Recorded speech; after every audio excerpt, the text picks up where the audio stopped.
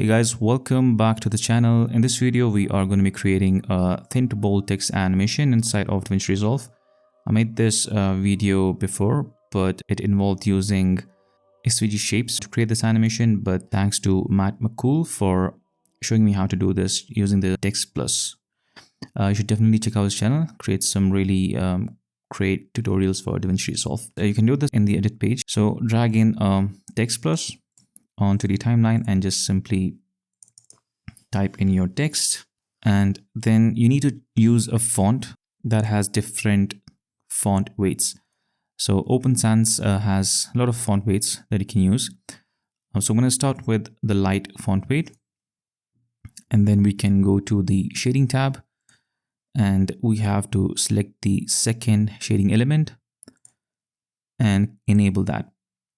Then scroll down and we're going to change the color to white, and then you can control the thickness and animate it, and that way you'll be able to create this thin to bold text animation. You can notice that the corners are rounded. To fix that, you can click on this third icon over here, and that way your corners will be sharp again. Then you can animate the thickness. So create a keyframe here, maybe you set this to 0 at that frame, and then we will go a second forward in time and increase the thickness, and then let's go a second forward and then reduce the thickness back to 0 to have an animation like this. Now to control the easing, we have to go to the Fusion page.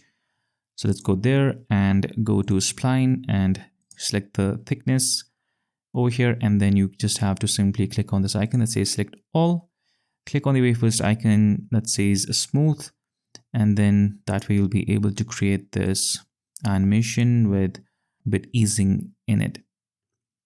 If you want to loop out the animation, you can click on this icon that says set loop, and your animation will loop forever, right? So if you extend the Text Plus, it will still loop.